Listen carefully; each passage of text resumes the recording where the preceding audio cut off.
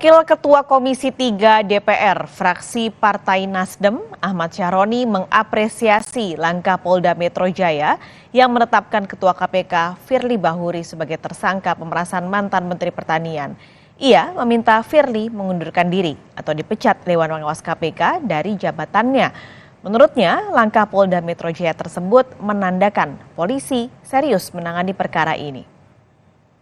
Apresiasi buat kinerja kepolisian karena mungkin masyarakat menunggu pada proses perkara yang menyita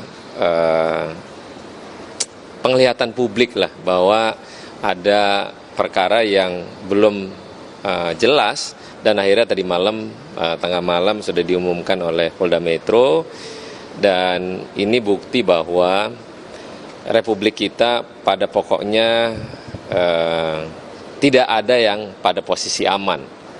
Dan ini menunjukkan kepolisian serius menangani perkara yang dimaksud tentang pemerasan itu. Harusnya Pak Firly dengan inisiatifnya mengundurkan diri atas status yang sudah diterima.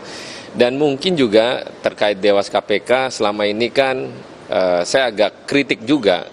Kinerjanya bukan makin membaik tapi makin lemot karena menyikapi problematika yang terjadi di institusi KPK sendiri agak sedikit lambat ya, tidak memberikan satu integritas yang kuat.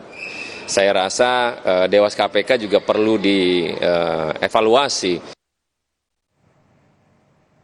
Kompas Siang akan segera kembali, saudara. Mahasiswa asal Siborong-Borong, Sumatera Utara ditemukan tewas di sebuah rumah indekos di kawasan Badung, Bali.